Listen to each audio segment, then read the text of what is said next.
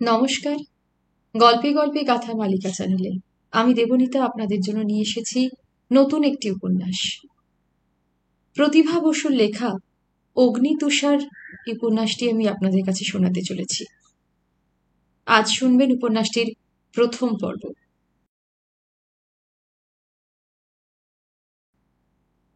ছোট দুখানা ঘরের অ্যাপার্টমেন্টে একজন অতিথির জন্য যতখানি আরাম আনা সম্ভব ততটাই আনল নীলিমা। যে ঘরখানা অপেক্ষাকৃত বড়, সেই ঘরে সে ফুল সাজালো, ধপধপে বিছানা পাতল, মাথার কাছে টেবিলে এমন একটি আলো রাখলো যে আলো ইচ্ছে মতো কমানো বাড়ানো যায়। জল রাখলো কাচের গ্লাসে, ঢেকে দিল নেট দিয়ে। কয়েকখানা বিখ্যাত লেখকের নামি ও দামি বই রেখে দিল র্যাকে। ক্লজেটটা ভ্যাকুয়াম ক্লিনার দিয়ে পরিষ্কার করে সুটকেসগুলো আর জুতোগুলো গুছিয়ে দিল সুন্দর করে। রডের উপর হ্যাঙ্গারে হ্যাঙ্গারে শার্ট কোট সব নিয়ম মাফিক সন্নিবিষ্ট করল। সব শেষ করে বাড়ি বাড়ি এপাশ ওপাশ থেকে দেখতে লাগলো তাকিয়ে তাকিয়ে। যখন মনে হলো বেশ সুন্দর দেখাচ্ছে, তখন এলো এ ঘরে। আজ তার ভারী খুশি লাগছে, খুব আনন্দ হয়েছে। তার দীর্ঘমেয়াদী প্রবাসের নির্বান্ধব ঘরে আজ যিনি অতিথি হয়েছেন, তিনি তার একাধারে গুরু, বন্ধু, পিতা, ভ্রাতা সব। গায়ের আঁচলটা টেনে ডক্টর মৈত্রের মাথার কাছে এসে দাঁড়িয়ে বলল, তাহলে আপনি এবার শুয়ে পড়ুন কাকাবাবু। দিগ্বিজয়ী টিভি বিশারদ ডাক্তার মৈত্র মোটা চুরুট দাঁতে কামড়ে বইয়ের পাতায় নিবিষ্ট ছিলেন। আস্তে চোখ তুললেন। ঘটনাটা বোধগম্য হতে 1 সেকেন্ড সময় লাগলো। তারপরেই ভ্রুকুটি করে বললেন, কি শোবো? এখনই এখনই ঘুম পেয়ে গেল তোমার? বারে, আমার কেন ঘুম পাবে? এমনিতেই আমার দেরিতে শোবার অভ্যেস। তার উপরে এদেশে তো দেখছি যত কাজ যত ফুর্তি সব তাদের রাত্রে। আমাদের 1টা 1:30টার আগে কোনোদিন ঘুম হয় না। তবে তবে কি, আপনি ক্লান্ত হননি? ক্লান্ত? ক্লান্ত কেন হব? সেই শিকাগো থেকে বাসে চড়ে প্রায় 1500 মাইল রাস্তায় 1 রাত 1 দিন কাটিয়ে তবে এসে পৌঁছেছেন। আজ তাড়াতাড়ি শুয়ে পড়লে তবে তো বিশ্রাম হবে। ডাক্তার মৈত্র কোল থেকে বই সরিয়ে এবার নীলিমার মুখের উপর দৃষ্টি নিবদ্ধ করলেন। দেখো নীলা, আমি কোনো তেলের বিজ্ঞাপন নই যে নিজের মাথায় টাক নিয়ে অন্যের মাথার চুল গজাবার হদিস দেব। আমি প্রশান্ত মৈত্র। আমি নীরব থাকার মন্ত্র জানি বলেই রোগীদেরও সেই মন্ত্র দিতে পারি। মোহাম্মদের গল্পটা জানো তো? ঘুরে এসে মুখোমুখি চেয়ারে বসলো নীলিমা। তার নীল রঙের শাড়িটা আলোর তলায় নীল ঢেউয়ের মতো দেখালো। নরম হেসে বলল, কি? ডাক্তার মৈত্র ধীরে ধীরে ছাই ঝাড়লেন চুরুটে। ধীর গলায় বললেন, গল্পটা হলো এই। একজন অনাথা বিধবা মহিলা একদিন অত্যন্ত ব্যাকুলভাবে তার কাছে এসে মাথা নিচু করে দাঁড়ালেন। বললেন, বাবা, আমার বড় বিপদ। মোহাম্মদ বললেন, কি বিপদ মা, বলো। আমার ছেলে রোজ একটি সন্দেশ খেতে চায়। তার বাপ নেই, আমার বিত্ত নেই। এই বস্তু আমি তাকে কেমন করে দিই বলো তো? অথচ সে বললে শোনে না, বোঝালে বোঝে না, কেবল বলে দিতেই হবে। এই নির্বুদ্ধিতা থেকে একমাত্র তুমিই তাকে ত্রাণ করতে পারো প্রভু। এই অভ্যাস থেকে একমাত্র তুমিই তাকে বিরত করতে পারো। আমার একান্ত আর্জি, তোমার ইচ্ছা শক্তি খাটিয়ে তুমি তাকে সংশোধন করো। মহিলার প্রার্থনা শুনে মোহাম্মদ প্রথমে মৃদু হাসলেন, তারপর মুখ নিচু করলেন, শেষে কপাল কুঁচকে ভাবনার সাগরে ডুব দিলেন। একটু পরে বললেন, আজ 1 সপ্তাহ পরে তুমি ছেলেকে নিয়ে এসো। আমি তখন বলতে পারবো এই রোগ তার সারাতে পারবো কি পারবো না। কথা মতো তাই করলেন মহিলাটি। এবং হজরতের সস্নেহ উপদেশ এবং ইচ্ছাশক্তির জোরে তার ছেলের আবদার সেরে গেলে কৌতূহল প্রকাশ করে জিজ্ঞাসা করলেন 1 সপ্তাহের সময় তিনি নিয়েছিলেন কেন? খোদার মর্জিতে তিনি তো 7 দিন আগেই তার ছেলের সংশোধন করতে পারতেন। মোহাম্মদ একটু লজ্জিতভাবে বললেন, জানো মা, আমার নিজেরও যে ওই একটা বদরোগ ছিল। একটি সন্দেশ আমার রোজই চাই। যদি নিজেই লোভ ছাড়তে না পারবো, অন্যের লোভ ছাড়াবো কি করে? গল্প শেষ করে ডাক্তার মৈত্র হাসলেন, মাথা নেড়ে বললেন, বুঝলে, আমি যদি এইটুকুতে ক্লান্ত হই, তাহলে মা লক্ষ্মী, তোমাদের ক্লান্তি কোন ওষুধে দূর করব বলো? নীলিমাও হাসল, উপমাটা উপভোগ করে বলল, তাহলে আর 1 কাপ কফি করে আনি, কফি সহযোগে। নিশ্চয় নিশ্চয়, কফি তুমি যত কাপ খুশি করে আনো না কেন, কোনো আপত্তি নেই। কিন্তু বয়স বেড়েছে বলে বুড়ো ভেবো না। 10টা না বাজতে আলো নিভিয়ে শুয়ে পড়তে বলো না। হাসি মুখে গ্যাস জ্বালিয়ে রান্নাঘরে কফি করতে গেল নীলিমা। 1 কাপ নয়, 1 পট ভর্তি করে আনলো। সঙ্গে টুকটাক কিছু খাবারও আনতে ভুলল না, স্ন্যাক্স। বাংলায় যার নাম চাপি চুপি দিলে মানায়। কিছু কাজু, কয়েকটা অলিভ, খানিকটা চিজ। আমেরিকান সভ্যতা অনুসরণ করে ডিনার হয়েছে সেই 6টায়। রাত 11টায় ঠান্ডা গরম যে কোনো পানীয়ের সঙ্গেই এই সামান্য খাদ্যবস্তু অবশ্যই অতিভোজ হবে না। পেপার টাওয়েলে ধোয়া পেয়ালার ভেজা অংশ মুছে নিয়ে কফি ঢালতে ঢালতে বলল, ঠিক আছে, দেখি কত রাত জাগতে পারেন। বলুন, দেশের কে কোথায় কেমন আছে সব খবর বলুন। ডাক্তার মৈত্র হাসলেন, হাত বাড়িয়ে নীলিমার মাথার চুলে একটু আদর করে দিলেন। হাতের বইটা মুড়ে রেখে দিলেন পাশে। বাঁ হাতে 2টো কাজু বাদাম তুলে নিয়ে চুমুক দিলেন গরম কফিতে। বোঝা গেল বেশ তৃষিত ছিলেন এজন্য।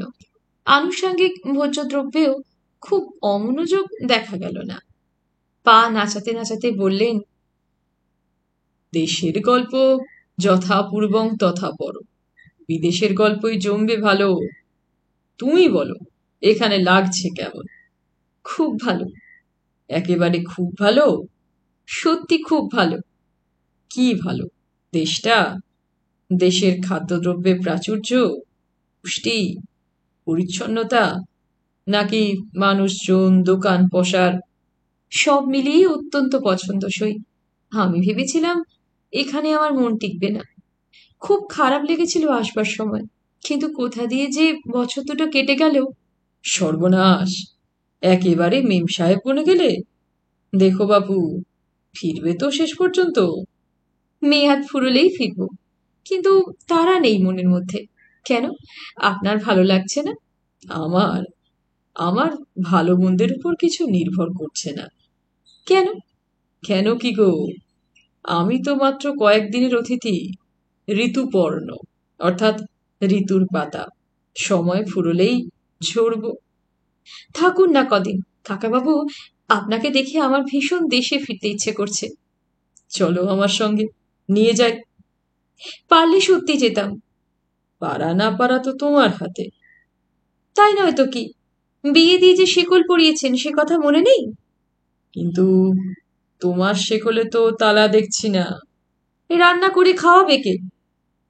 তুমি যদিন রাঁধুনি, লোকটা কি সেই বয়স পর্যন্ত না খেয়েছিল? যেমন খুব জব্দ করে দিয়েছেন এই ভেবে পরম সন্তোষের সঙ্গে হাসতে লাগলেন। কাকাবাবুর এই শিশুসুলভ প্রসন্নতায় নীলিমাও খুশি হয়ে উঠল, কিন্তু ভুরু কুঁচকে বলল, তা তখন যেন এদেশেই এসেছিলেন তিনি? ডাক্তার মৈত্র তেমনি হাসতে হাসতে বললেন, আরে বাপু, সাদা চামড়ার আকর্ষণ যে ছাড়তে পারছো না, সে কথাটা স্বীকার করছো না কেন? নিজেও তো সেই আকর্ষণে বেশ ঘুরে ঘুরেই চলে আসছেন, তার বেলা। না বাপু, তোমার মতো এত মজে যাইনি আমি। তা কি আর? নীলিমা ঠাট্টা করল। কতবার প্রেমে পড়েছেন বলুন দেখি? প্রেম? কই, মনে তো পড়ছে না। কি করে পড়বে? ভারতীয় ছেলেরা ভুলতে ওস্তাদ, দিব্যি প্রেম টেম করে শেষে পালিয়ে যায়। আর এ দেশের ছেলেরা বুঝি একেবারে অচল হয়ে লেগে থাকে? থাকেই তো। আমি এ কথা মেনে নিতে পারলুম না। কেন কেন? প্রতিবাদের সুর আপনা থেকেই তীব্রভাবে বেরিয়ে এলো নীলিমার গলায়। ডাক্তার মৈত্র হাসলেন। এ জাতের সব ভালো, কিন্তু ভালোবাসার ব্যাপারে এরা বড্ড হালকা। কখনো না। প্রমাণ করতে পারো? নিশ্চয়ই। করো দেখি। বলো দেখি, এই 2 বছরে তুমি এমন কোনো প্রেমিককে দেখেছো কিনা যে ছোকরা 17 থেকে 27-এর মধ্যে 17 দুগুণে অন্তত 34 বার প্রেম করেনি আর প্রেমিকা ছাড়েনি? আমি তো এখানে এমন কোনো ছেলে মেয়েই দেখিনি যাদের মনের কথাটা শুধু এই যে বিয়ে করব না অথচ প্রেম করব। সে ওরা 34 বারই করুক আর 34 দুগুণে 68 বারই করুক। ওরে বাবা, এ দেখছি এদেশের উকিল নিযুক্ত হয়েছে। এখানে ওদের নিজেদের দেখে শুনে বিয়ে করতে হয় বলেই রোজ রোজ এর ওর সঙ্গে ডেট করে, মিলেমিশে পছন্দ হলে তবে তো। এই ডেট করাই বলুন আর প্রেম করাই বলুন, ওটাই ওদের মেয়ে দেখা বা ছেলে দেখা বা সম্বন্ধ করা। যাকে পছন্দ হয় প্রেমটা লেগে যায়, যাকে হয় না ভেঙে যায়। নিতান্তই সামাজিক রীতিনীতির ব্যাপার। যেমন আমাদের বেলায় 24 বার সাজিয়ে গুছিয়ে মেয়ে দেখানো হয়। আপনি কি বলবেন সেটা এর চেয়ে কিছু কম বিশ্রী? বরং যুক্তিতর্ক যদি তোলেন, আমি প্রমাণ করে দেব সেটার মতো অপমানকর ব্যাপার মেয়েদের জীবনে আর কিছু নেই। এর মধ্যে আর যাই থাক, অপমান নেই। আর সত্যিকার প্রেম যখন হয় তখন এরা যে কত সিরিয়াস আমি তা স্বচক্ষে দেখেছি। এখানে আসবার মাসখানেকের মধ্যেই একটি সান ফ্রান্সিসকোর ছেলের সঙ্গে আমার আলাপ হয়। কিন্তু না, সে গল্প থাক। বক্তৃতার ভঙ্গিতে বেশ উত্তেজিতভাবে একসঙ্গে এতগুলো কথা বলে সে থামল। তারপরেই লজ্জা পেল। ডাক্তার মৈত্র একটু হাসলেন তার দিকে তাকিয়ে। কথা ঘুরিয়ে নীলিমা বলল, ও সব থাক, আপনার কনফারেন্স কেমন হলো বলুন। 1 মাস হলো তো এসেছেন, পুরো মাসটাই তা বলে শিকাগোয় কাটালেন? কি করব বলো, পরের পয়সায় এসেছি, তাবেদারি করতেই হবে। এই আন্তর্জাতিক মেডিকেল কনফারেন্সটিতে যে ভারতবর্ষ থেকে আপনারই ডাক পড়বে তা কিন্তু আমি জানতাম। কিন্তু আমি জানতুম না আমার ফেরবার সময়টিতেই তোমার কর্তাটি এভাবে পালাবেন। নীলিমার স্বামী প্রফেসর সান্যাল এখানকার বিশ্ববিদ্যালয়ের আমন্ত্রিত অধ্যাপক। তিনিও দিন তিনেকের জন্য ওয়াশিংটনের অন্য একটা আসরে যোগ দিতে গেছেন। নীলিমা ডাক্তার মৈত্রের বন্ধু কন্যা, নিজের কন্যার অধিক। কাজ সেরে এখানে এসেছেন দেখা করতে, আটকে আছেন জামাইয়ের জন্য। কিন্তু আর এক পেলা কফি ঢাললেন তিনি। তোমার সেই সান ফ্রান্সিসকোর বন্ধুটির কথা কি বলছিলে? কি হবে শুনে? কে বলতে পারে কি হবে? অন্তত অনেক যে রাত হয়ে যাবে সেটা বলা যায়। আবার তুমি আমাকে সন্ধ্যা রাতেই বাচ্চাদের মতো ঘুমিয়ে পড়তে প্ররোচিত করছো। নীলিমা হাসল। কটা বেজেছে জানেন? ঘড়ি দেখে শুইনি কোনোদিন। গল্পটা শুনলে ধারণা আপনার নিশ্চয়ই পাল্টাবে, কিন্তু বড্ড বড়, শুনতে সময় লাগবে অনেক। শেষ পর্যন্ত আপনার ধৈর্য থাকবে না। আহা, কথা না বাড়িয়ে আসল খবরটা বলো দেখি তুমি। ডাক্তার মৈত্র নড়ে চড়ে সিগারটা নতুন করে ধরিয়ে যেন প্রস্তুত হয়ে বসলেন। নীলিমা উঠে গিয়ে জানলার ভারী পর্দাটা ভালো করে টেনে দিয়ে এলো। রাত নির্জন হয়েছে, পথ প্রায় জনশূন্য। সারাদিনের অন্যান্য সব শব্দ মুছে গিয়ে কেবল অবিশ্রান্ত গাড়ি চলার শব্দটাই ফুসফুস করে বন্ধ কাচের ভিতর দিয়েও ঘরের মধ্যে পৌঁছচ্ছিল। একটু চুপ করে থেকে নীলিমা বলল, আপনি কি মিসেস ক্রাউন বলে কোনো ভদ্রমহিলাকে চিনতেন কখনো? Mrs crown? ডাক্তার মৈত্র স্মৃতির দরজা হাতড়ালেন, মাথা নেড়ে বললেন, মনে তো পড়ছে না। কে তিনি? ওর স্বামী মস্ত এক ধনী ব্যবসায়ী ছিলেন। ফোর্ড বা রকিফেলার না হলেও অনেক দূর পর্যন্ত ধনরত্নের সীমানা। অনেক প্রতিষ্ঠান আছে, অনেক দান আছে। ভদ্রমহিলা অবশ্যই বিধবা, স্বামী বছর 5 আগে মারা গেছেন। থাকেন পার্ক অ্যাভিনিউতে। তার বাড়িরই মস্ত এক গণ্যমান্য ককটেল পার্টিতে গিয়ে সেই ছেলেটিকে আমি প্রথম দেখি। নিউ ইয়র্ক শহরে এই মহিলার বাড়িটি বিখ্যাত। তার সুসজ্জিত ড্রয়িং রুমটি আধুনিকতার একেবারে চরম উৎকর্ষ বলে ধরে নিতে পারেন। ঘরের মধ্যেই তার উদ্যান, লন, ঝোপ ঝাড়, জঙ্গল, কৃত্রিম পাহাড়, ফোয়ারা, বাকি নেই কিছু। কিন্তু একটুও দেখানেপনা লাগে না, সাজানো বানানো লাগে না, একেবারে যথার্থ। দেয়ালগুলো কি একরকম অদ্ভুত কাঁচ ধরনের জিনিসে তৈরি যে সমস্ত ঘরটা আয়নার মতো তার মধ্যে ছায়া ফেলে। জানলা দিয়ে তাকালে সোজা ইস্ট নদী দেখা যায়। এত মজা লাগে। তীরে তীরে সব একতলা দোতলা রাস্তা। ভদ্রমহিলা থাকেন 19 আর 20 তলার উপরে। ওই দুটো অ্যাপার্টমেন্ট কিনে নিয়েছেন উনি। অর্থাৎ আরামের চূড়ান্ত। ঠিক একেবারে যেমনটি হলে ভালো হয় তাই। ঠিক। ড্রয়িং রুম থেকে 5 ধাপ উঁচুতে কি ভালো একটা লাইব্রেরি করেছেন। আবার তার 3 ধাপ নিচে যত সব মূল্যবান ছবির সংগ্রহ, সব অরিজিনাল। এদিকে পাহাড় ফোয়ারা ঘিরে কিছু গ্রিক ভাস্কর্যের নমুনাও দেখা গেল। একটা হ্রদ আছে। তাহলে বাড়িটাও দেখবার মতো। সত্যি দেখবার মতো। আর বাড়ির কর্ত্রীও নিশ্চয়ই। তিনিও দেখবার মতোই সুন্দরী। বয়স বেশ হয়েছে, কিন্তু বোঝার উপায় নেই। মনে হয় 25-26 বছরের তরুণী। ভাবে ভঙ্গিতে যেন রানী। বয়সের তুলনায় মাথার চুল কি ঘন! আর সেই চুল তিনি ফুলিয়ে ফাঁপিয়ে ঢেউ খেলিয়ে এমন সুন্দর করে রাখেন। তখন আবার নতুন রং করিয়েছিলেন, চকচক করছিল, একেবারে পাকা ধানের মতো গাঢ় সোনালি রং। ওইসব মেকি দিয়েই তোমার মন ভুলিয়েছি, বুঝেছি। মোটেও না। মেকি আমরা কে না করি। প্রকৃতি আমাদের যেভাবে ভবসংসারে পাঠিয়েছে, কেউ কি সেভাবে থাকি? শরীর তো মেকিতেই ভরে রাখি। বলতে পারেন সেই মেকিতেও ওরা সমান দক্ষ। আমাদের মতো এবড়ো খেবড়ো নয়, নকল নবিশ নয়। না, তুমি দেখছি বড্ড বেশি ভক্ত হয়ে পড়েছ। একদিন মিসেস ক্রাউনের সঙ্গে অ্যাপয়েন্টমেন্ট করে নিয়ে যাব আপনাকে। এই বুড়ো বয়সে যদি কেলেঙ্কারি করেন, আমি জানি না। ডাক্তার জোরে হেসে উঠলেন। কি বোকা মেয়ে! এত লেখাপড়া শিখে এটুকুও শিখলে না যে কেলেঙ্কারি মানুষে না জানিয়েই করে, এবং একার ইচ্ছেও তা হবার নয়। তোমার মিসেস ক্রাউনকে আমি নিশ্চয়ই পছন্দ করব, কিন্তু তিনি কি দয়াবতী হবেন? আমার কাকাবাবুর যদি কারোর উপর দয়া হয়, তবে উল্টো পক্ষে দয়ার জন্য ভাবনার কোনো কারণ নেই। সত্যি? নিঃসন্দেহে। তাহলে এই বুড়ো ভদ্রলোকের প্রতি দেখছি তোমার বেশ আস্থা আছে। বেশ নয়, বিশেষ। তবে তো যেতে হয় একদিন। চলুন না। তার আগে গল্পটা শুনে নিলে ভালো হয় না? বলো, কি হলো তারপর?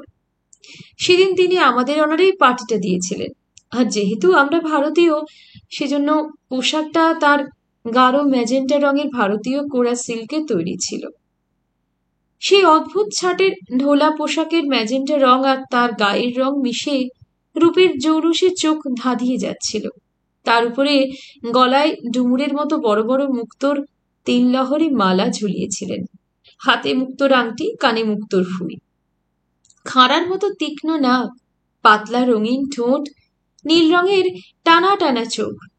ঘুরে বেড়াচ্ছিলেন যেন প্রজাপতি। দেখে দেখে আমার আর চোখ ফিরছিল না। বুঝতে পারছিলাম মার্কিন যুক্তরাষ্ট্রের নিউ ইয়র্ক শহরে যে এই মহিলার এত প্রতিষ্ঠা, তার কারণ শুধুমাত্র তার বৃত্ত নয়, এই রূপও অনেকখানি। তার উপর মহিলাটি বিদুষী। কবিতা লেখেন, হার্প বাজিয়ে মিষ্টি গান করেন। হৃদয়টি স্নেহ শীতল, ব্যবহার ত্রুটিহীন। এই ধরনের আতিথেয়তা বা সমাজসেবায় একেবারে ঢেলে রেখেছেন নিজেকে। গল্পের নায়িকাটিকে তো বেশ ভালোই মনে হচ্ছে। না, এই গল্পের সঙ্গে এর সম্বন্ধ বলতে গেলে নিতান্তই কম। সে কি? তাহলে গল্প দাঁড়াবে কি করে? শুধু নায়কটিকে নিয়েই আমার গল্প। শুধুই নায়ক? শুধুই নায়ক। সেই সান ফ্রান্সিসকোর ছেলেটি এই গল্পের একমাত্র খুঁটি। তাহলে মিসেস ক্রাউনের পার্টিটা? ওটা উপলক্ষ। বুঝতে পারলাম। তুমি কোনোদিন লেখিকা হতে পারবে না। তা নিশ্চয়ই পারবো না, কিন্তু কেন পারবো না তার কি এমন বিশেষ কারণ আপনি এর মধ্যে দেখতে পাচ্ছেন সেটা বলুন তো। উৎকৃষ্ট গল্প লিখিয়েরা তাদের গল্পের মধ্যে কোনো অকারণ চরিত্র ঢোকায় না। কিন্তু এটা তো আমার গল্প নয়, কি তবে? নিজের দেখা সত্য ঘটনা। ও আচ্ছা, বলো। মিসেস ক্রাউনি সেই ছেলেটির সঙ্গে আলাপ করিয়ে দিলেন আমার। বললেন, এই আমাদের রাসেল, ওয়াশিংটন স্কোয়ারের বিখ্যাত বিটনিক। কবিতা লেখে, রাত জাগে, কম খায়, বেশি খাটে, আর সমাজের বিরুদ্ধে বিদ্রোহ ঘোষণা করে। বলে মিষ্টি ঝিরঝিরে গলায় হাসলেন। এই ছেলেটির কথা আমি আগেও নানা লোকের কাছে শুনেছিলাম। মিসেস ক্রাউনও বলেছিলেন। ভালো করে দেখলাম। রাসেল সবেগে মাথা ঝেঁকে বলল, ম্যাডাম, আপনার সব কথা সত্যি নয়। অন্তত বিটনিক শব্দটার জন্য আমি সবিনয় প্রতিবাদ জানাচ্ছি। মিসেস ক্রাউনের মুখে কৌতুক বিচ্ছুরিত হলো। ভ্রুকুটি করে বললেন, যদি ভুল বলে থাকি দুঃখিত, কিন্তু আমার মনে হয় একটা পার্টিতে আসতে গেলে অন্তত তার কতকগুলো নিয়ম কানুন মেনে নেওয়া উচিত। যেমন গায়ের শার্টটা, পায়ের জুতোটা, মাথার চুলটা। রাসেল বাধা দিল। আপনি তো জানেন আমি ওসব মানি না। তার মানেই তুমি বিট? কোনো বিশেষ সম্প্রদায়ভুক্ত হতে আমি রাজি নই। আমার মতামত একা আমার। আর অত টিপটপ কাপড় চোপড় আমি কোথায় পাবো বলুন তো? যা দেখলে আর আপনি আমাকে বিট বলবেন না? আমার সামর্থ্য আছে নাকি? মিসেস ক্রাউনের মুখের হাসি অমলিন। ওর পিঠে তিনি আস্তে হাত ছোঁয়ালেন। বোঝা গেল ছেলেটির ওপর তার স্নেহ আছে। নরম গলায় বললেন, লোকে তো বলে একটা কবিতার বই বিক্রি করে তুমি অনেক টাকা লাভ করেছ।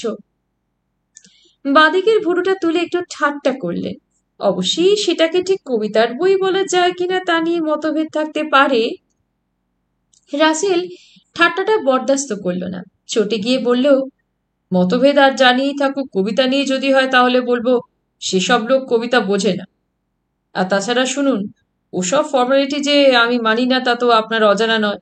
ওসব মেকি সভ্যতা আমার খুব অপছন্দ। কিন্তু দেশাচার তো বাদশা মানতেই হবে। দেশ? দেশ কোথায়? কার দেশ? আমি যতটা আমেরিকান তার চেয়ে বেশি ভারতীয়। না, শুধু ভারতীয় নয়, বাঙালি। বলতে বলতে রাসেল উত্তেজিত হয়ে উঠল। হাতের কোমর সরু গ্লাস থেকে খানিকটা ড্রাই মার্টিনি উপচে পড়ল তার গলা খোলা শার্টের বুকে। মিসেস ক্রাউনের চোখে আদর উপচল। তা ভারতীয়ই হও আর বাঙালিই হও, তাই বলে নোংরা জামা কাপড় পরে আসবে সেটা মোটেই শোভন নয়। যদি পরো তাহলে বলবো ভারতীয়রাই নোংরা।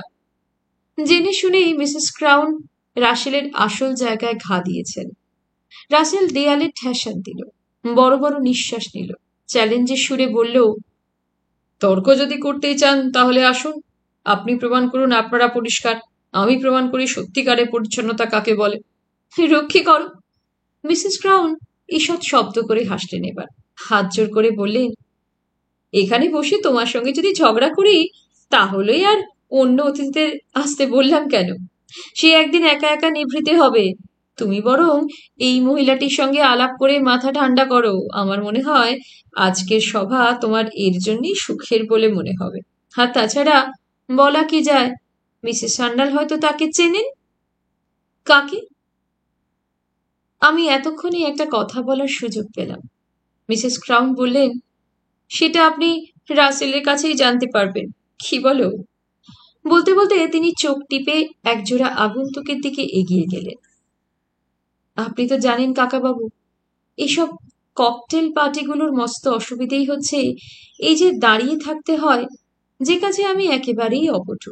যদিও তখনও তেমন জমে ওঠেনি পার্টি, তবু প্রায় আধ ঘন্টার উপরে দাঁড়িয়ে থেকে আমার পা ধরে এসেছিল। একটু বসবার জন্য প্রায় হাঁপিয়ে উঠেছিলাম। একোণে ওকোণে নরম ফোমের রাশি রাশি কুষাণ শোভিত সব আরামের আসন ছড়ানো ছিটানো। রাসেলের দিকে তাকিয়ে কাতর হয়ে বললাম, যদি তোমার আপত্তি না থাকে আর যদি খুব অভদ্রতা না হয় তাহলে এসো না, একটু বসি। নিশ্চয়ই নিশ্চয়ই। রাসেলই অগ্রণী হয়ে বসল গিয়ে। আমাকে ডাকলো, আসুন। হঠাৎ লক্ষ্য করে বলল, আপনি কোনো পানীয় নিলেন না? আমার ওসব অভ্যেস নেই। বুঝেছি, কিন্তু এখানে অনেক ভালো ফরাসি মদ আছে। একটু যদি ভাদার কিংবা ধুবড়ি নিয়ে দেখেন, আমার মনে হয় খুব ভালো লাগবে। ও আমার হবে না। না না, খুব হবে। একটু নিন, নিয়ে দেখুন না কেমন লাগে। রাসেল দৌড়ে বয়কে ডেকে নিয়ে এলো। অতি যত্নে পাতলা ছোট গ্লাসটি তুলে দিল হাতে। মৃদু হেসে বলল, খুব ভালো লাগছে আপনার সঙ্গে আলাপ হয়ে। আপনি তো বাঙালি? একেবারেই খাঁটি বাঙালি। আমি আপনার লাল সিথি দেখে বুঝেছি। লাল সিঁথি মানে সিঁদুর? বাঙালি মহিলাদের সিঁদুর রহস্য তাহলে তোমার জানা আছে দেখছি। সব জানি। এখানে এসে থেকে তো এই সিঁদুরের কৈফিয়ত দিতে দিতে প্রাণান্ত। সকলেরই দেখছি এ বিষয়ে মহা কৌতূহল। আমার খুব ভালো লাগে। কপালের এই লাল ফোঁটা আর সেই ভাগ করা কালো চুলের মাঝখানে লাল সিথি, খুব খুব সুন্দর। আর লম্বা চুলের খোপাও আমি খুব ভালোবাসি। তাই নাকি? যদি বিয়ে না করে থাকো তাহলে একটি বাঙালি বউ জুটিয়ে দেব। সে খুব সিঁদুর পরবে সিঁথিতে। সে ভাগ্য কি আমার হবে? আমার তো তাই স্বপ্ন। বাংলাদেশ আর বাঙালি মেয়ে, এর কি কোনো তুলনা আছে জগৎ সংসারে? অনেক ধন্যবাদ। কিন্তু কাকে দেখে মন বুঝেছি বলো তো? তুমি কবে গিয়েছিলে আমাদের দেশে? কদিন ছিলে? না, ঈশ্বর এখনো আমার সে আশা পূর্ণ করেননি। যাওনি? তবে এত জানলে কি করে? না গেলেও জানা যায়। কিন্তু একবার নিশ্চয়ই যাওয়া উচিত। না দেখেই যদি এই... উচিত বলছেন কি? বলুন, না গিয়ে বেঁচে আছো কি করে? হ্যাঁ তো। এত, কিন্তু এই ইচ্ছে আমার হয়তো কখনোই পূরণ হবে না। কেন হবে না? আমাকে যদি কেউ কখনো কোনো শুভ ইচ্ছে জানায়, আমি তাকে এই আশীর্বাদই করতে বলি, যেন মৃত্যুর আগে অন্তত একবার সেখানে যেতে পারি। এই কথার পরেই আমি চুপ করে রাসেলের মুখের দিকে তাকিয়েছিলাম। এদেশে এসে ভারত বন্ধুর অভাব দেখছি না। ভারতবর্ষ বিষয়ে আগ্রহের অন্ত দেখছি না। ভারতীয় বলে খাতির যত্ন, বন্ধুতা, উষ্ণতা পুরোপুরি ভোগ করছি। দোকানে পসারে যেখানেই যাই, মাই ইয়াং লেডি, মাই হানি শুনতে শুনতে প্রায় নিজের উপর সম্ভ্রম হতে শুরু করেছে। তবুও রাসেলের মতো এরকম অদ্ভুত আবেগ আর প্রত্যক্ষ করেছি বলে মনে করতে পারলাম না। একটু দূরে মস্ত কাচের চৌবাচ্চায় মিসেস ক্রাউনের লাল কালো মাছেরা খেলা করছিল। সামুদ্রিক লতাপতা নুড়ি গুহার মধ্যে ঢেউ তুলছিল। ঘাই মেরে মেরে ক্ষিপ্ত করছিল টলটলে জল। আমি সেই দিকে তাকিয়ে একটু অন্যমনস্ক হয়ে উঠলাম। রাসেল বলল, আপনি বাংলাদেশের কোন শহরে থাকেন? মুখ ফিরিয়ে আমি বললাম, কলকাতা। কলকাতা? যেন স্বর্গ। ঠিক এইরকম মুখের ভাব করল রাসেল যে তার তাকিয়ে থাকার ধরনে মনে হলো আমি যেন সেই স্বর্গ থেকে অকস্মাৎ কক্ষচ্যুত তারার মতো ছিটকে এসে এই মর্তভূমিতে পড়ে গিয়েছি। আমি সেই কলকাতাতেই যেতে চাই। আবেগে প্রায় গলা বন্ধ হয়ে এলো রাসেলের। সেই কলকাতাই আমার ধ্যান জ্ঞান, আমার আশা আলো, আমার জীবনের একমাত্র আকাঙ্ক্ষিত বস্তু। কথাগুলো রাসেল কবিতার মতো গুনগুনিয়ে আবৃত্তি করল। তার মাতৃভাষায় অর্থাৎ ইংরেজিতে অনেক গভীর শুনিয়েছিল সুরটা। আমার বাংলা তর্জমায় আমি ততটা ফোটাতে পারলুম না। হেসে বলেছিলুম, তার এমন কি কঠিন ব্যাপার, একবার নিশ্চয়ই এসো। যদি ততদিনে আমরা ফিরে যাই, আমাদের অতিথি হবার নিমন্ত্রণ এখন থেকেই জানিয়ে রাখি। রাসেল ভরা গলায় বলল, এই নিমন্ত্রণ আমি কৃতজ্ঞতার সঙ্গে মনে রাখব। তার জন্য আমার অশেষ ধন্যবাদ। কিন্তু আমি জানি আমি কোনোদিনই যেতে পারবো না। কেন? আমি নিতান্ত দরিদ্র, সামান্য একজন স্কুল মাস্টার মাত্র। আমার টাকা কই? একটি বিষণ্ণ হাসিতে রাসেল স্মিথের সুকোমল মুখখানা করুণ হয়ে উঠল। আমি হেসে বললাম, এটা কোনো কথাই নয়। তেমন যদি আগ্রহ থাকে তাহলে তোমাদের দেশে টাকার জন্য কিছু আটকায়, হে আমি বিশ্বাস করি না। বিশ্বাস করুন, শুধু সেই কারণেই আটকে আছি। কুবেরের দেশে টাকার সমস্যা? ঠিক তাই। রাসেল মস্ত এক চুমুকে পানীয়ের গ্লাসটি শেষ করল, সিগারেট এগিয়ে দিল আমার দিকে। আমি সবিনয়ে এ নেশায় আমার অনভ্যাস জানাতেই সে হাসল, বলল, জানি, আর সেজন্যই বাঙালি মেয়েদের এত ভালো লাগে। মেয়েরা সত্যি সত্যিই মেয়ে। এমন আর পৃথিবীর কোনো দেশে আছে? আমি বললাম, যদিও আমাকে খুশি করার জন্যই তুমি এই কথাটা বলছো বলে আমি ধরে নিচ্ছি, তবুও শুনতে খুব ভালো লাগছে। না না। রাসেল মাথা নেড়ে ভুরু কুঁচকে সবেগে প্রতিবাদ জানালো। আমি একটুও বাড়িয়ে বলছি না, একটুও স্তুতিবাদ করছি না। এ আমার একান্ত মনের কথা। আপনার ইচ্ছে না হয় বিশ্বাস করবেন না। তাহলে তো তোমার নিশ্চয়ই আমাদের দেশে একবার যাওয়া দরকার। আমি তো পাগল হয়ে পা বাড়িয়েই আছি। তুমি এদেশের একজন বিশিষ্ট কবি, তুমি চাইলে নিশ্চয়ই কোনো প্রতিষ্ঠান তোমাকে সাহায্য করবে। আমাকে সাহায্য করবে? পাগল! আমি অত্যন্ত অপাংতেও এদেশে। কেন? সেই কেনর জবাব দু কথায় দেওয়া যায় না। তবে এই কথা আপনাকে বলতে ভালো লাগছে, আমার মন প্রাণ আত্মা সব আপনাদের দেশে চলে গেছে। আমি শুধু দেহটা নিয়ে পড়ে আছি এখানে। যদি পায়ে হেঁটেও যেতে হয়, তবু আমি একদিন না একদিন সেখানে যাবই। শুনে সত্যিই আনন্দ হচ্ছে। নিজের দেশকে সকলেই ভালোবাসে, কিন্তু অন্যের দেশ সম্পর্কে তোমার মতো এমন আশ্চর্য আগ্রহ আমি আর কোথাও দেখিনি। জিজ্ঞেস করতে কৌতূহল হচ্ছে, এর কি কোনো বিশেষ কারণ আছে? রাসেল কিছু জবাব দেওয়ার আগে মিসেস ক্রাউন একজোড়া নতুন দম্পতি নিয়ে এলেন আলাপ করাতে। রাসেলের সঙ্গে কথোপকথনে ছেদ পড়ল। এই স্বামী স্ত্রী দুজনেই মনস্তত্ত্ববিদ, দুজনেই নিজেদের বাড়িতে বসে প্র্যাকটিস করেন। প্রচুর রোগী জোটে এবং সেই রোগীদের দয়ায় প্রচুর পয়সাও করেছেন। নিউ ইয়র্ক শহরে ম্যানহাটানের উপর বাগান ঘেরা একটি ২.৫ তলা বাড়ি কিনেছেন দুজনে। দুটি আলাদা চেম্বার করেছেন, এমনকি ৪টে বেড সংবলিত একটি হলঘরও আছে রোগীদের থাকবার জন্য। তেমন তেমন বাঘা রোগীরা সেখান থেকে চিকিৎসা করিয়ে রোগমুক্ত হয়ে চলে যান। আর সেই বেডের যা মূল্য, তার অঙ্ক শুনে আমাদের মাথা ঘোরে। ভদ্রলোকটি দেখতে খুব সুন্দর, মাথা ভর্তি চুল, নীল চোখ, টিকলো নাক, বাঁকা ঠোঁট, সব মিলিয়ে চেয়ে থাকার মতো।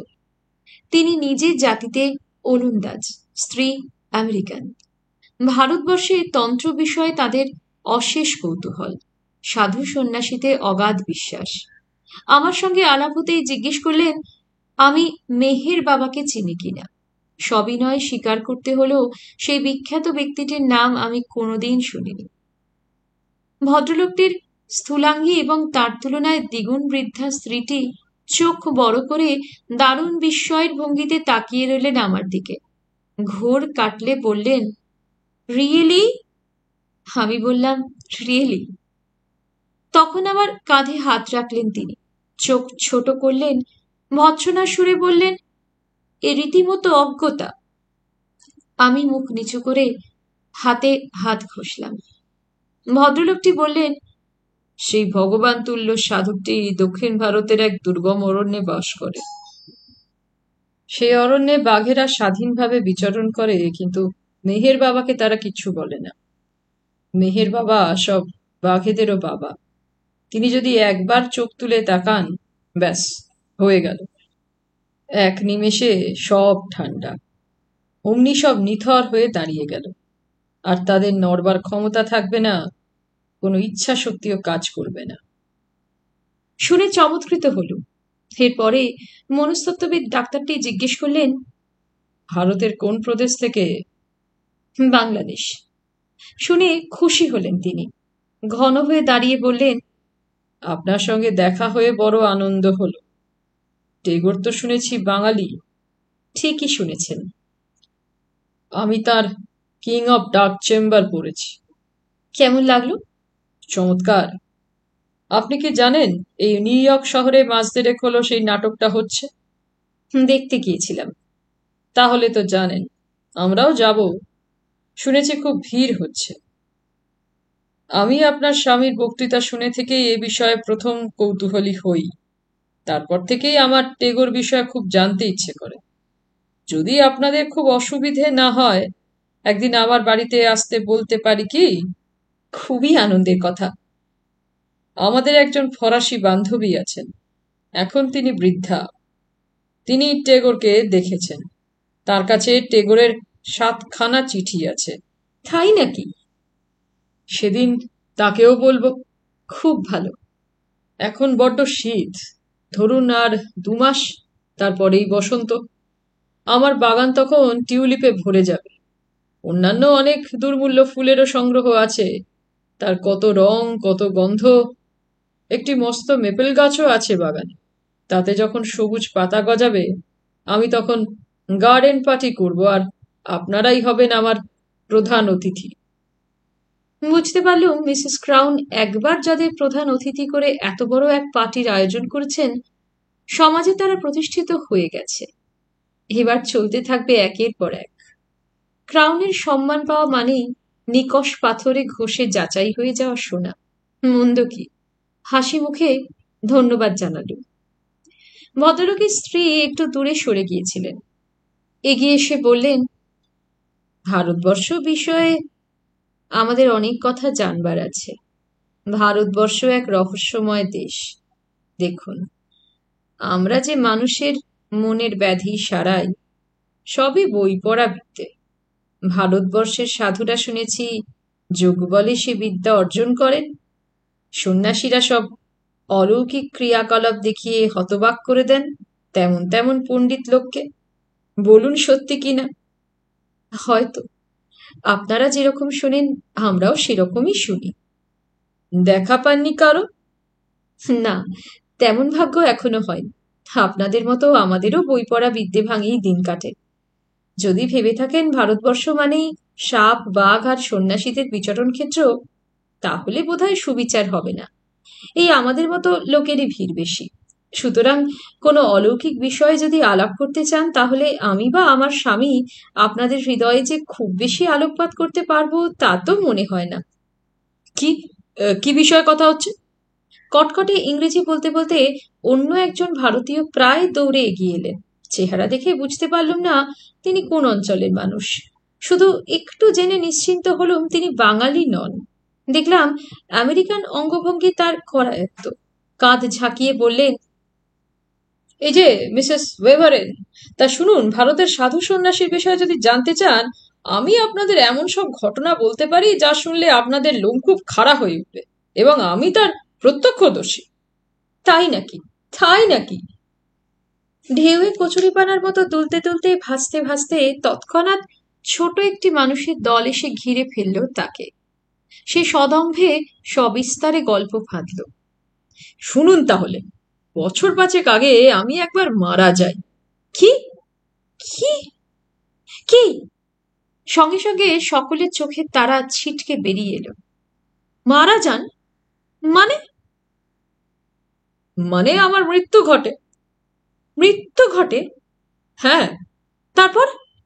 তারপর তারপর যথারীতি আমাদের দেশের নিয়ম অনুযায়ী আমার আত্মীয় স্বজনেরা আমাকে শ্মশানে নিয়ে যান। ওরা আবার ব্যবস্থা করতে কাঠ জড়ো করেন। আপনারা বোধহয় জানেন না কিভাবে মৃতদেহ পোড়ানো হয়। আমাদের শ্মশানে কতগুলো মানুষ শোয়াবার মতো কাটা জায়গা থাকে মাটির উপরে। তাতে প্রথমে কয়েক পাঁচা কাঠ সাজিয়ে মৃতদেহটিকে শুইয়ে দেওয়া হয়। তারপর তার উপরে আরো কয়েক পাঁচা কাঠ দিয়ে তলা থেকে আগুন ধরিয়ে দেওয়া হয়। তারপর? আমাকেও সেইভাবে শোয়ানো হলো। ইস! তারপর তারপর মন্ত্র পড়ে 7 পাক ঘুরে আমার 8 বছরের ছেলে যখন আমাকে আগুন ধরিয়ে দিতে এলো। ছেলে? হ্যাঁ, প্রথম আগুনটা ছেলেকেই ধরিয়ে দিতে হয় কিনা তাই বুঝি। ওটার নাম মুখাগ্নি। যাই হোক, 8 বছরের ছেলে তো আগুন এনে ছুঁয়ে দিয়ে বাবা বাবা বলে কেঁদে লুটিয়ে পড়লো মাটিতে। আগুনও ধরে উঠলো দাউ দাউ করে। এর মধ্যে হঠাৎ লাল পাড় শাড়ি পরনে, লাল টকটকে সিঁদুর কপালে এক অতি অপূর্ব চেহারার মহিলা কোথা থেকে এসে সেখানে উদয় হলেন কে জানে। এই লম্বা লম্বা চুল, হাতে কমণ্ডলু, তীক্ষ্ণ গলায় বলে উঠলেন, তিষ্ঠ। তিষ্ঠ? হ্যাঁ, মানে থামো বলেই কমণ্ডলু থেকে কয়েক ফোঁটা জল ছিটিয়ে দিলেন। অমনি আগুন নিভে গেল। তখন সেই দেবী কাঠ সরিয়ে আমার দেহটা তুলে এনে আমার মাথাটা কোলে নিয়ে বসে আমার চারপাশের আত্মীয় স্বজনকে ভৎসনা করে বললেন, শিগগির একে বস্ত্র পরিয়ে দাও, মুখে জল দাও, গা মুছিয়ে পরিষ্কার করে দাও, তারপর বাড়ি নিয়ে যাও। আত্মীয় স্বজনেরা স্তম্ভিত। মরা মানুষকে শ্মশান থেকে কোথায় বাড়িতে নিয়ে যাবে? সকলে তো মা মা বলে লুটিয়ে পড়লেন সেখানে। মা তখন আমার কানে জীবন মন্ত্র ঢাললেন, তারপর মস্ত এক চপেটাঘাত করে যেন জাগিয়ে দিলেন ঘুম থেকে। আমি ধর্মর করে উঠে বসলুম। এহ, হ্যাঁ, এর এক বর্ণ মিথ্যা নয়। আর এই ঘটনা কাগজে কলমে বেরিয়ে তখন দেশে ভয়ানক আন্দোলন তুলেছিল। দলে দলে লোক দেখতে আসতে লাগলো আমাকে। তারপর হ্যালো দেশাই। আর একজন মহিলা এসে ভিড় বাড়ালেন। ভারতীয় ভদ্রলোকটি তাড়াতাড়ি হাত বাড়িয়ে দিলেন তার দিকে। মহিলাটি হাত ধরে থেকে বললেন, তারপর দেশ থেকে কবে ফিরলে? নতুন কি জিনিস আনলে? কোথা থেকে ব্যস্ত সমস্ত হয়ে দেশাইয়ের স্ত্রী এসে হাজির হলো। এই যে ডক্টর ওয়েভারেন, আপনাকে আমি খুঁজছিলাম। হ্যালো পেনি, আছো কেমন? ভালো না ডক্টর ওয়েভারেন। কেন, আবার কি হলো? পেনি ওরফে মিসেস দেশাই তার রোগা দেহ নিয়েও হাঁসফাঁস করলেন। গ্লাসের অবশিষ্ট পানীয়টুকু এক নিঃশ্বাসে শেষ করে ছোট্ট রুমালে মুখ মুছে হতাশার সুরে বললেন, আপনার চিকিৎসায় সত্যি আমার উপকার হয়েছিল। বিরক্ত বিরক্ত ভাবটা খুব কমে গিয়েছিল। চট করে রেগে ওঠা বা মন খারাপ করে বসে থাকা ভাবটাও একদম ছিল না। কিন্তু এখন আবার আর এক উপসর্গ দেখা দিয়েছে। কি উপসর্গ? ভারী দুঃস্বপ্ন দেখছি। দুঃস্বপ্ন? এ তো ভালো নয়। আর তাছাড়া আপনি তো জানেন, একটু একটু কবিতা লেখার অভ্যাস ছিল, আজকাল আর কিছুই মাথায় আসছে না। তাই নাকি? ডক্টর ওয়েভারেন তো বটেই, মিসেস ওয়েভারেনও ভয়ানক চিন্তিত হয়ে উঠলেন। ভুরু কুঁচকে বিড়বিড় করলেন, একে দুঃস্বপ্ন, তাই কবিতা লেখার ভাব না আসা, এ ভালো লক্ষণ নয়। ডক্টর ওয়েভারেন নিজের মাথায় 4টি টোকা মারলেন। চুপ করে থেকে বললেন, দেখো পেনি, যা মনে হচ্ছে বেশ সিরিয়াস ব্যাপার। নেগলেক্ট করা একটু উচিত হবে না। দুঃস্বপ্নের সঙ্গে কবিতা লিখতে না পারার সম্বন্ধটা খুব খারাপ। তার মানে একটাই আর একটা টেনে এনেছে। তাহলে? পেনির আর্তস্বর। তাই তো ভাবছি কি করা যায়। শোনো, এক কাজ করো, আর একদিনও দেরি নয়, তুমি কালই আমার ক্লিনিকে এসো। আমি তোমাকে একটা 2 সপ্তাহের ট্রিটমেন্ট দিয়ে দেখি আগে। সেটাতে ফল পেলে মাত্র 5 মাসের চিকিৎসাতেই তুমি সেরে যাবে। তাই যাবো ডক্টর ওয়েভারেন, এই যন্ত্রণা আমার সহ্য হচ্ছে না। না হওয়ারই কথা। দেখুন, যদি আমার স্বামীর দেশে একবার যেতে পারতাম, নিশ্চয়ই কোনো সাধু বাবা আমাকে এক ফু দিয়ে সম্পূর্ণ রোগমুক্ত করে দিতে পারতেন। কিন্তু আমার স্বামী এমন নিষ্ঠুর, নিজে এর মধ্যে দোকানের মাল আনতে 2বার ঘুরে এলেন, আমাকে একবারও নিলেন না। বলতে বলতে মিসেস দেশাই চোখে রুমাল চাপা দিলেন। আসলে দেশাই ভদ্রলোক এখানে ব্যবসা করেন। রকি ফেলার প্লাজার বেসমেন্টে তার ভারতীয় সামগ্রীর মস্ত দোকান। সেখানে তিনি চটের মতো ভারী ভারী কাপড়ের দেশি স্যুট বানিয়ে রেখে রেখে তাক লাগিয়ে দেন সাহেব শুভর। দেশি নেকটাই ঝুলিয়ে প্রত্যেক শ্বেতাঙ্গের নয়ন মন হরণ করেন। তাছাড়া মেয়েদের পুঁতির মালা, কাচের চুড়ি, বেনারসি স্কার্ফ ইত্যাদি সমাবেশও কম নয়। কিছু বাসনও আছে সঙ্গে। কটকি কাজ করা অ্যাস্ট্রে, আখরোট কাঠের কাশ্মীরি বাসন, জয়পুরি মিনি করা ফুলদানি, নেপালি সেটিংয়ের পিতলের থালা। বেশ আকর্ষণযোগ্য দোকান। আর সবচেয়ে বড় আকর্ষণ, সেই দোকানে একটি শাড়ি পরা সেলস গার্ল সব সময় দাঁড়িয়ে আছে হাসি মুখে। এই পেনি নামের পুয়ের্টোরিকান মেয়েটিও ওই দোকানে কাজ করত। শেষ পর্যন্ত দেশাই তাকে বিয়ে করে দোকানের মালকিনি করে নিয়েছেন। না নিয়ে অবশ্যই উপায় ছিল না। বিয়ের 3 মাস পরেই তাদের একটি বাচ্চা হয়ে মারা যায়।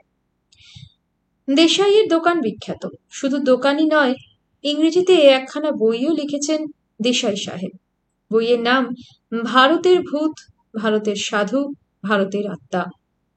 অর্থাৎ ভারতবর্ষের সমস্ত অলৌকিকতা বিষয়ে ১৫০ পাতার মধ্যে এক প্রত্যক্ষদর্শীর বিবরণ।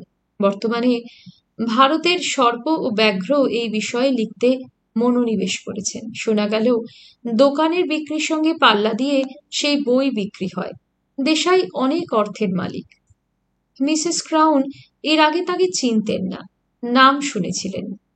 আজ আমাদের অনারেই এই ভারতীয় তাজ্জবটিকে ডেকে এনেছেন। ভেবেছেন দেশওয়ালি ভাই দেখে আমরা সুখী হব। তা হলো। আরও একজন ভারতীয়কেও এই রকমই কানে শুনে নিমন্ত্রণ করেছেন তিনি। তার দোকান নেই, তিনি শুধুই লেখেন, এবং লিখেই তিনি সেখানে প্রচুর আরামের জীবনের অধিকারী হয়েছেন। তিনি ভারতবর্ষের দারিদ্র্য বিষয়ে জোরালো প্রবন্ধ ছেপে খুব বাহবা পেয়েছেন। ভারতীয় মহিলাদের উলঙ্গ হয়ে গঙ্গা স্নান, পতি সেবা, আগুনে পুড়ে সতী হওয়া, মাতৃত্বের মহিমা, কুষ্ঠ ব্যাধিগ্রস্ত স্বামীকে নিয়ে বেশ্যাবাড়ি পৌঁছে দিয়ে আসা, এসব বিষয় নাকি এর অত্যন্ত জ্ঞান। বর্তমানে একের পর এক সেই সব ছাড়ছেন। শিগগিরই একটা কালেকশন বেরোবে। আশা করছেন তা থেকে তিনি বাকি জীবনের সংস্থান করে নিতে পারবেন। বাচ্চা বয়স থেকে ব্যবসায়ী পিতার সঙ্গে প্রবাসেই জীবন কেটেছে তার। মাতৃভূমির মতো মাতৃভাষার সঙ্গেও তার কোনো নারীর যোগ নেই, কিন্তু তবু তিনি ভারতীয়, গায়ের রং এখনো মেটে। সুতরাং ইংরেজি ভাষার মাধ্যমে ভারতবর্ষের বর্ণনায় তার জন্মগত অধিকার। এই নমুনা দুটির দিকে তাকিয়ে একটা দীর্ঘশ্বাস ছাড়লাম। তারপর এপাশ থেকে ওপাশে গিয়ে বদ্ধ কাচের জানলা দিয়ে বাইরে তাকালাম। ওরকম নিঃসঙ্গ হয়ে চুপ করে দাঁড়িয়ে থাকতে দেখে যেতে যেতে মাঝপথে থেমে গেলেন মিসেস ক্রাউন। হে কি, এখানে একা? এসো এসো, এদের সঙ্গে তোমার আলাপ করিয়ে দিই। নিউ ইয়র্ক শহরের তথা আমেরিকার ৩ জন হোমরা চোমরাকে উপস্থিত করলেন তিনি। ৩ জনের নামই বহুশ্রুত। একজন মস্ত রাজনীতিজ্ঞ, একজন সেই বছরের নোবেল পুরস্কারপ্রাপ্ত কবি, অন্যজন সেই বেহালাবাদক যার বাজনা শুনতে একদা কলকাতার রাস্তায় টিকিটের জন্য ৮ মাইল জোড়া লম্বা লাইন জড়ো হয়েছিল। হঠাৎ ভিড়ের ভিতর থেকে রাসেল বেরিয়ে এলো। আমি এবার পালাই, মিসেস ক্রাউন। কেন এত তাড়া কিসের? অনেক দূর যেতে হবে। খুব ভালো লাগলো। আমার দিকে তাকালো। আপনি আর কতক্ষণ? বললাম, যতক্ষণ না স্বামীকে উদ্ধার করতে পারি। তাকে তো দেখলাম আমাদের এক সত্যিকারের বিট কবির পাল্লায় পড়ে হাবুডুবু খাচ্ছেন। সেই কবি আপনার স্বামীর কাছে আপনাদের দেশের ভাং, গাঁজা, সিদ্ধি এবং সোমরসের ভেদাভেদ বিষয়ে জ্ঞান চাইছেন। আমার যতদূর মনে হলো সে বিষয়ে তার জ্ঞান খুব গভীর নয়। আমি হেসে বললাম, কেন, দেশাই বা ভট্ট থাকতে জ্ঞানী লোকের অভাব কি? যা চায় তাই পাবে। রাসেল খোলা গলায় হেসে উঠল। মিসেস ক্রাউন আমার হাত ধরে বললেন, এক্ষুনি যাবার কথা তুলো না। তোমাদের জন্য এই পার্টি। এখনো সবাই আসেননি। আর রাসেল, তুমিও আর একটু থাকো না। রাসেল মিসেস ক্রাউনের হাতে হাত বুলালো। ম্যাডাম, আমার একটা বিশেষ কাজ আছে, নইলে আমার নিজেরও একটুও যেতে ইচ্ছে করছে না। আপনি প্রসন্ন মনে অনুমতি দিন। পকেট থেকে দস্তানা বার করলো সে। সেদিনকার ওই কৌতুকপ্রদ ককটেল পার্টি আরো অনেকক্ষণ চলেছিল। আরো অনেক লোক এসেছিলেন। অনেককেই অত্যন্ত ভালো লেগেছিল। মস্ত ড্রয়িং রুমের তরঙ্গায়িত মানুষের ভিড় ক্রমেই উত্তাল হয়ে উঠেছিল। জলের স্রোতের মতো কেটে গিয়েছিল সময়। মিসেস ক্রাউনের দরাজ হাতের মূল্যবান মদ্য পরিবেশনে আর চুটকি খাবারের বৈচিত্র্যে সকলেই তৃপ্ত হয়েছিল সেদিন। বাড়ি ফিরতে রাত হয়ে গেল। লবিতে এসে সুন্দরী সাদা চামড়ার দাসীর হাতে কোট পরতে পরতে এই পার্টির জন্য মনে মনে অনেক ধন্যবাদ দিলাম মিসেস ক্রাউনকে। মিসেস ক্রাউন তার গাড়িতে পৌঁছে দেবার বন্দোবস্ত করে আমাদের আরো কৃতজ্ঞ করলেন। বাড়ি এসে অনেকক্ষণ সে বিষয়ে কথা বলা বলি করল। অনেক ছবি ছায়া ফেলল মনের পর্দায়, কিন্তু সবচেয়ে স্পষ্ট যে ছবিটা দেখলুম সেটা রাসেলের। বারে বারেই আমার কেবল রাসেলকে মনে পড়তে লাগলো। এমনকি বিছানায় শুয়েও ওর ভাবনা আমার মন থেকে গেল না। ছিপছিপে চেহারা, বড় বড় এলোমেলো চুল, বড় বড় চোখ, সেই চোখের বিষাদ ভরা দৃষ্টি, পাগলাটে ধরন, কথা বলার জেদি ভঙ্গি, সব ভেসে ভেসে উঠছিল চোখে। বাংলাদেশের উপরে ওর উগ্র আকর্ষণের উৎসটা কি সেটা খুঁজতে চেষ্টা করছিলাম। যদিও পরের দিন সকালে উঠেই ভুলে গিয়েছিলাম সব, তবু তার ছাপটা মুছে যাচ্ছিল না। ওর বহু বিখ্যাত 50 পৃষ্ঠার বইখানা কিনে পড়ে ফেললুম একদিন। চেহারা দেখে যত না পাগল মনে হয়েছিল, বই পড়ে বুঝলাম তার চেয়ে সে বেশি পাগল। ফেব্রুয়ারি মাসের শেষ। তখন অসহ্য শীত চলছে কদিন থেকে, তার উপর ঝিরঝির বরফ পড়ছে, বৃষ্টিও হচ্ছে মাঝে মাঝে। ঘরের বাইরে পা দেবার কথা ভাবতেই শরীর হিম হয়ে আসে। আপনি শীতের সময় কখনো থেকেছেন কিনা জানি না, কিন্তু কাকাবাবু, এখানকার শীতকালের শীত যে কি কি ভয়ঙ্কর জিনিস তার কোনো ব্যাখ্যা নেই। বাইরে বেরুলে মনে হয় কে যেন দৌড়ে এসে তাল তাল বরফের মধ্যে জোর করে ঠেসে ধরল। ঘরের শীতকে এরা পরাস্ত করেছে বটে, দিব্যি আরামে নাতিশীতোষ্ণ আবহাওয়ায় পাতলা জামা কাপড় পরে চটি পায়ে ঘুরে বেড়ানোর চলে। দোকানে পসারে গাড়ির ভিতরে সর্বত্রই এই আরামের উত্তাপ। কিন্তু আকাশের তলায় পা দিলাম কি গেলাম, একেবারে মৃত্যু। গুড়ি মেরে থাকা লক্ষ লক্ষ শীতের সৈনিক শরীরের উপর লাফিয়ে পড়ে টেনে ছিঁড়ে হাড় মাংস চিবিয়ে খাবে। সেজন্যেই পথঘাট সাধারণত জনবিরল থাকে। লোকজনেরা কেউ উপরে ওঠে না, সবাই যতটা সম্ভব মাটির তলার পথেই আনাগোনা করে। মাটির তলার ট্রেনগুলো তখন কলকাতার ট্রামের চেয়েও বেশি ভারাক্রান্ত হয়ে ওঠে মানুষের চাপে। তবুও এমন অনেক কাজ আছে যা মাটির তলায় সম্ভব নয়। বাজার করা, ওষুধ কেনা, এমনি ধরনের কাজগুলোর জন্য উপরের রাস্তায় না বেরুলে উপায়ই থাকে না। সাতপ্রস্থ গরম কাপড়ের তলায় অসহায় শরীরটাকে লুকিয়ে গুটিয়ে নামতেই হয় খোলা রাস্তায়। কিন্তু যত গরম কাপড়ের পুটুলি হই না কেন, যেমন করেই বেরোই না, শীতের সেই দুর্দান্ত দস্যুকে কোনো রকমেই পরাস্ত করা যায় না। বাঘের চেয়েও ভীষণ ওই শীতের থাবা, আর সেই আঘাত সইতেই হতো দিনের মধ্যে অন্তত একবার। এই শীতের উপরেও প্রায় 48 ঘন্টা ধরে বরফ পড়ল দুদিন। আকাশ থেকে যেন কোটি কোটি বস্তা লাক্স সাবানে গুঁড়ো ঝরে পড়তে লাগলো এবং পড়ে গিয়ে সেগুলো গলে গেল না, শক্ত হয়ে জমতে লাগলো। ঘরে বসে ডবল কাচের মোটা জানলার উপরে এক আঙুল পুরো সিল্ক শাটিনের আপাতমস্তক পুড়ে রাখা মস্ত মোটা পর্দা সরিয়ে উঁকি মেরে বরফ ছড়ার এই দৃশ্যটা দেখতে মন্দ রমণীয় মনে হলো না। চোখের সামনে শহরটা আস্তে আস্তে একটা ধোঁয়াটে সাদা বরফের সাগরে পরিণত হয়ে গেল। বাড়ি ঘরের চেহারা রইল না। রাস্তাঘাট, পার্ক, ময়দান, মস্ত মস্ত ম্যাপেল গাছের শুকনো ডাল সব একাকার হয়ে গেল সাদা শক্ত পাথরের মতো বরফের চাপে। সেই সাদা ছাড়া কোনো দিকে আর কোথাও অন্য রং রইল না অমন জাঁকের নিউ ইয়র্ক শহরে। পথের ধারে দাঁড়িয়ে থাকা সারি সারি গাড়িগুলো এক একটা এক এক রকম প্রাগৈতিহাসিক অদ্ভুত জানোয়ারের আকৃতি নিয়ে বরফ ঢাকা হয়ে পড়ে রইল। 40 তলা 50 তলা বাড়িগুলোকে সারা গায়ে বরফ মেখে উঁচু নিচু তুষারাবৃত পাহাড়ের এক একটি চূড়ো বলে ভ্রম হতে লাগলো। প্রায় অচল হয়ে উঠল শহর। বিশাল বিশাল দৈত্যের মতো 5 তলার সমান উঁচু এক একটা বরফ কাটা যন্ত্র তার হাঙরের মতো 500 দাঁত নিয়ে আর্তনাদ করে ফিরতে লাগলো অ্যাভিনিউগুলোতে। স্ট্রিটগুলো না হয় পড়ে থাকতে পারে, কিন্তু অ্যাভিনিউগুলো পরিষ্কার না করলে চলবে কেমন করে? পথ কই? লোক চলবে, বাস চলবে, ট্যাক্সি চলবে।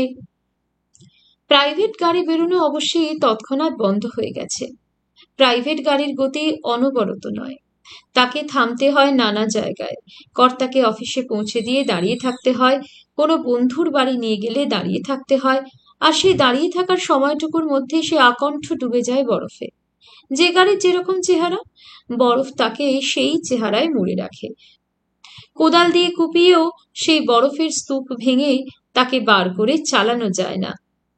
হাঁ করে তাকিয়ে থাকতে হয় প্রকৃতির দিকে। কোন দিন কড়া রোদ উঠবে, বরফ গলবে, তারপর আবার বৃষ্টি হয়ে ধুয়ে দেবে। শহর সত্যিই প্রায় অচল হবার দশা। সবাই হায় হায় করতে লাগলো। বলতে লাগলো, তবে কি এবার বরফের তলাতেই সমাধি হবে নাকি? নিউ ইয়র্ক টাইমস বড় বড় হেডলাইনে খবর দিল, 80 বছরের মধ্যেও এমন একটা ঘটনা ঘটেনি। এ তো বরফ নয়, এর নাম ব্লিজার্ড, তুষার ঝড়। এই তুষার তুলোর আঁশের মতো ঝুরঝুর করে মাটিতে পড়েই গলে যায় না, শক্ত হয়ে ওঠে।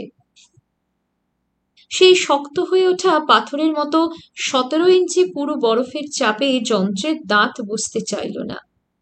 সে এক মহা ব্যাপার।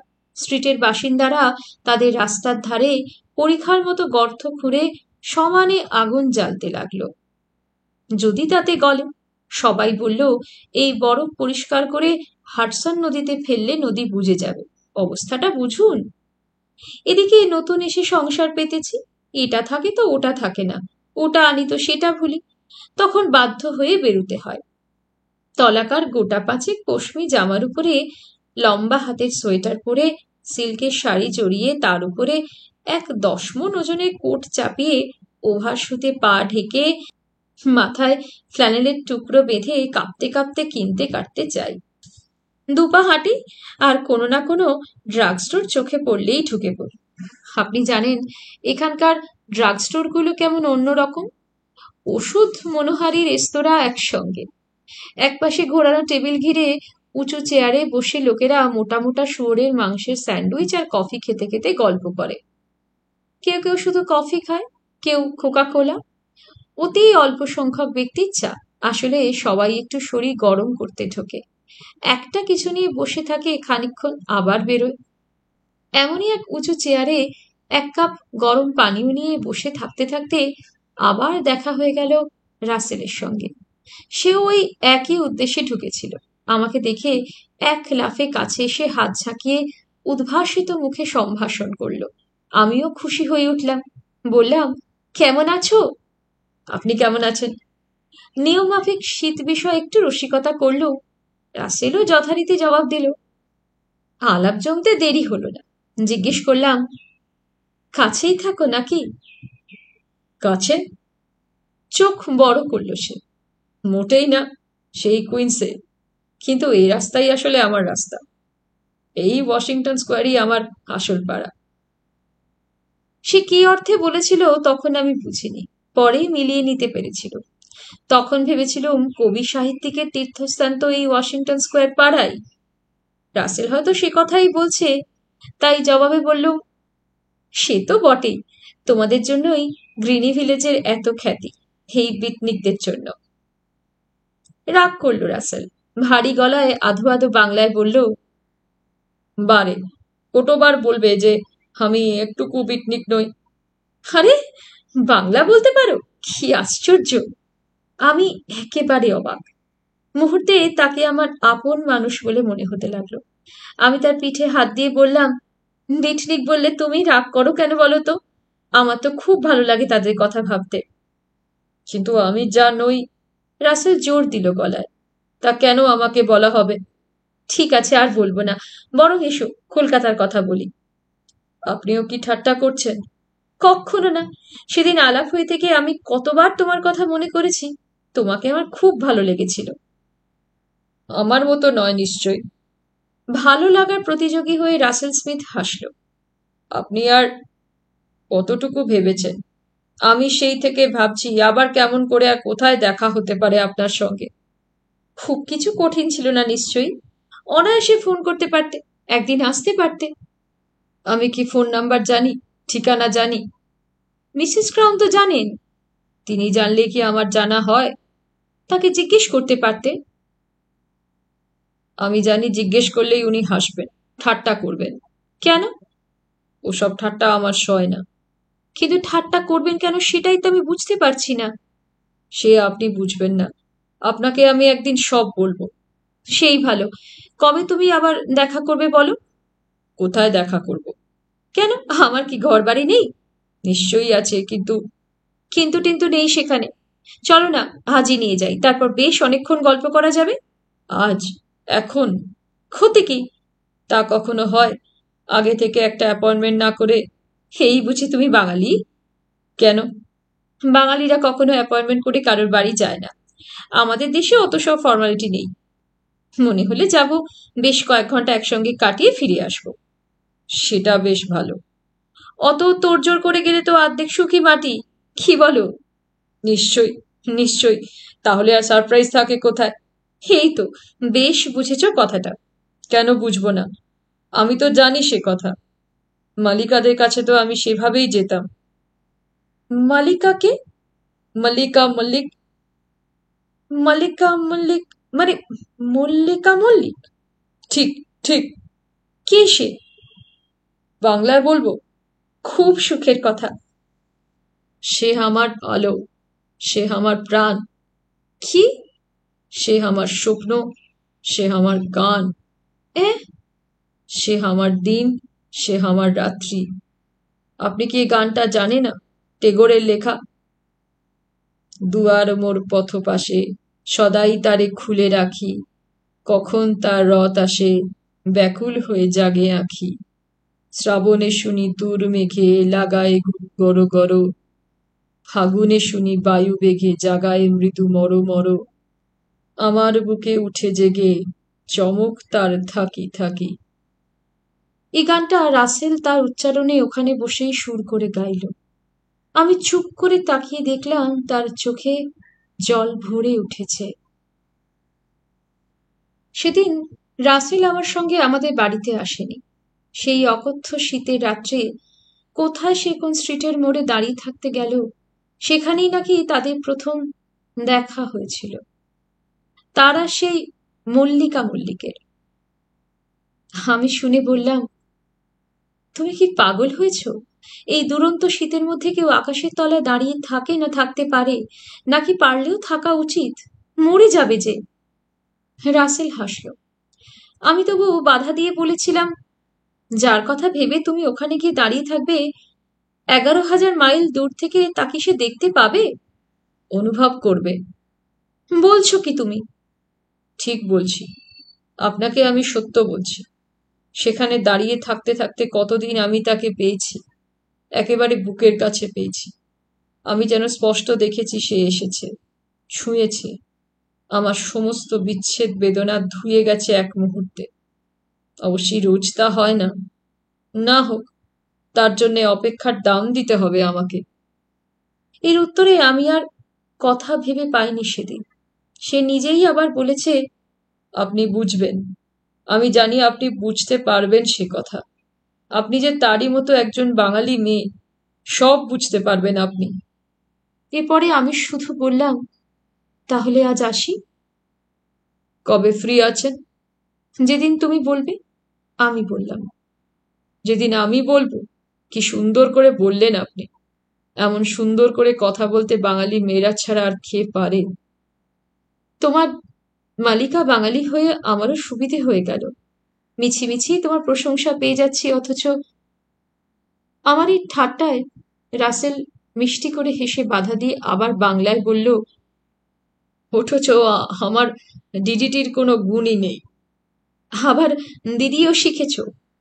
আমি তৎক্ষণাৎ সেই বিদেশিটির জন্য একটা বিগলিত স্নেহ অনুভব করলাম হৃদয়ের মধ্যে।